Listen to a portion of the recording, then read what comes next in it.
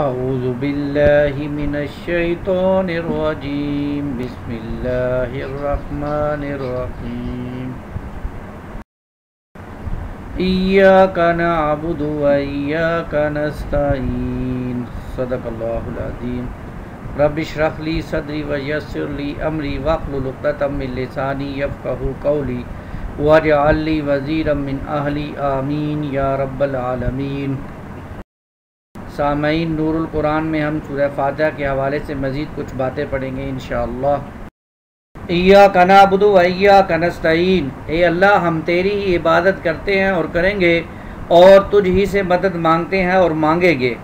تو یہاں اس آیت میں ایاک نعبد و ایاک نستعین میں مدد کے حوالے سے اب ہم پڑھیں گے۔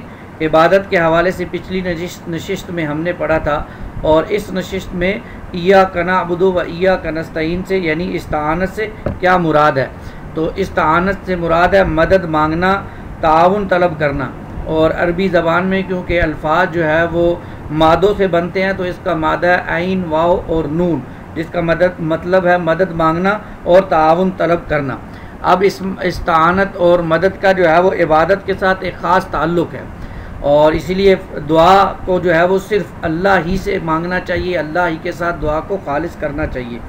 رسول اللہ صلی اللہ علیہ وسلم کا فرمان مبارک ہے، سنن ترمذی کی روایت ہے، الدعاء مخ العبادہ، دعا اللہ تعالیٰ سے طلب کرنا یعنی اللہ تعالیٰ سے دعا مانگنا عبادت کا مغز ہے۔ اسی طرح اللہ کے رسول نے فرمایا صلی اللہ علیہ وسلم، الدعاء هو العبادہ، دعا ہی اصل میں عبادت ہے، دعا ہی اصل میں عبادت ہے۔ اس لیے انسان کو خالص اپنے رب کے ساتھ جو ہے وہ تعلق لگا کر اللہ ہی سے دعا کو مانگنا چاہیے۔ مزید یہ فرمایا کہ مزید یہ بات بھی ہمارے سامنے رہنی چاہیے کہ اللہ کی توفیق کے بغیر عبادت ممکن نہیں ہے، اس لیے اللہ تعالیٰ سے انسان جو ہے وہ اپنی اللہ کی بندگی کرنے کے لیے مدد اور استعانت طلب کرتا ہے، تو اللہ ہی سے دعا مانگنی چاہیے۔ اور نبی کریم صلی اللہ علیہ وسلم نے ہماری کیسی تعلیم فرمائی، آپ صلی اللہ علیہ وسلم نے فرمایا کہ اگر کسی شخص نے جوتی کا تسمہ مانگنا ہے تو وہ بھی اللہ سے مانگے، یعنی اس کی اس کی مراد پوری کرنے والا صرف اور صرف ایک ذات ہے اور وہ اللہ، اسی کی طرف جو ہے وہ اس کی توجہ ہونی چاہیے۔ اس لیے اس آیت میں جو اہم بات ہے وہ ہمارے سامنے رہنی چاہیے کہ پہلی دو سورہ فاتحہ کی 3 آیات ہیں، ان میں اللہ کا ذکر غیابی ہے، اور اس آیت میں اللہ کا ذکر خطابی ہے، یعنی اللہ سے براہ راست ہم کلام ہونے کا بیان ہے، جبکہ پہلی 3 میں غیب میں رہتے ہوئے اللہ سے جو ہے وہ باتیں ہو رہی ہیں۔ اور پہلی 3 آیات میں اللہ کی توحید نظری کا ذکر ہے، اور جو ہے اس آیت میں توحید عملی کا بیان ہے۔ توحید نظری کیا ہے؟ توحید نظری یہ ہے کہ انسان جو ہے وہ نظریے کے طور پر اللہ کو ایک مانے، یعنی نظریاتی طور پر اللہ کے ساتھ کسی کو شریک نہ ٹھہرائے۔ اور توحید عملی یہ ہے کہ انسان کے عمل میں بھی یہ چیز نظر آئے کہ اللہ کی بندگی کے سوا کسی کی بندگی نہ کرے، اللہ کے سوا کسی سے نہ مانگے، اور اللہ ہی سے مانگے، اللہ کے علاوہ کسی سے نہ مانگے۔ پھر اسی طرح یہ بھی ذرا نوٹ کیجئے کہ اس کے اندر جو ضمیر مخاطب کا ہے اس کو مقدم کر کے شرک کی زوردار نفی کی گئی ہے، اس کے اندر جو ہے وہ شرک کی نفی کر دی گئی ہے، اس کو مقدم کر کے ایاک نعبد، یہ کا کو جو ہے وہ عبد کے بعد ہونا چاہیے تھا لیکن اس کو مقدم کیا، پہلے لایا۔ اس کا مطلب یہ ہے کہ شرک کی جو ہے وہ زوردار نفی کی گئی ہے۔ اور اس آیت میں جذبہ شکر کے عبادت میں ڈھلنے کا بھی بیان ہے، انسان کا جو ہے وہ جذبہ شکر جو اللہ نے اس کو دیا ہے اس کا عبادت میں ڈھلنے کا بھی بیان ہے۔ اللہ تعالی ہمیں بھی اپنی سچی جو ہے وہ عبادت کرنے کی اور اپنے ہی ذات سے مدد مانگنے کی توفیق عطا فرمائے۔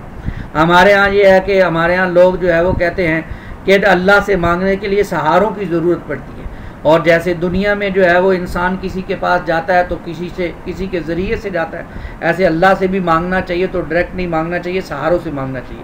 یہ اصل میں بہت ہی بیہودہ بات ہے، ہم اللہ کو بھی دنیا کے عام انسانوں پر قیاس کرتے ہیں۔ اللہ تو رب ہے، خالق ہے، بادشاہوں کا بادشاہ ہے، اس لیے ہمیں ان سارے سہاروں سے نکلنا چاہیے، بلکہ اللہ فرماتے ہیں وَنَحْنُ أَقْرَبُ إِلَيْهِ مِنْ حَبْلِ الْوَرِيدِ، ہم تو انسان کی شاہ رگ سے بھی زیادہ قریب ہے، شاہ رگ سے بھی زیادہ قریب ہے۔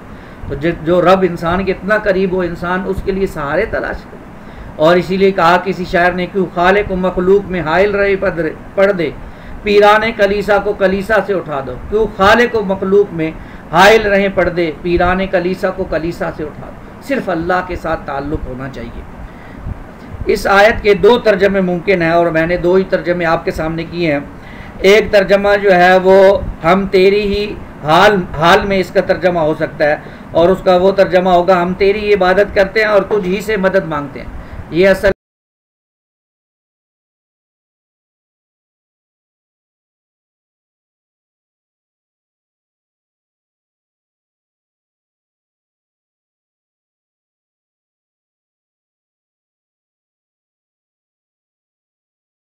مظاہرے کے اعتبار سے اس آیت کے دو تراجم کیے جا سکتے ہیں۔ ایک یہ کہ ہم تیری عبادت کرتے ہیں اور تجھ ہی سے مدد مانگتے ہیں، یہ ایک بہت بڑا دعویٰ ہے، اللہ ہمیں اس دعوے پر عمل کرنے کی توفیق عطا فرمائے۔